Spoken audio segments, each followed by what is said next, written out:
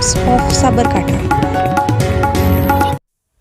ખેડમાં શહેરમાં સવારે અને સાંજે પીક અવર્સ દરમિયાન દિન પ્રતિદિન ટ્રાફિક નિયમન કંટ્રોલમાં ના રહેતા લોકો ત્રાહિમામ પોકારી ઉઠ્યા છે અને ટ્રાફિક બ્રિગેડ કર્મચારીઓ પણ ક્યાંય નજરે પડતા નથી।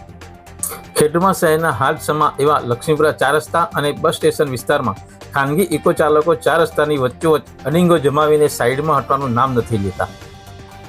એક બાઇક ચાલકે નામ ન આપવાની શરતે જણાવેલ કે ઇકો ગાડી ચાલકને ગાડી સાઈડમાં લેવાનું કહેતા ઇકો ચાલક ખુલ્લું જણાવેલ કે અમો જિલ્લા ટ્રાફિક પોલીસ તથા સ્થાનિક પોલીસને દર મહિને હપ્તો આપીએ છીએ એટલે ગાડી હટાવશે નહીં। ખાનગી વાહન ચાલકો હપ્તારાજમાં રાખતા હોવાથી ખેડમાની આ ટ્રાફિકની સમસ્યા હલ થશે ખરી કે પછી વહી હપ્તારાજ ચાલુ રહેશે તે જોવું રહ્યું।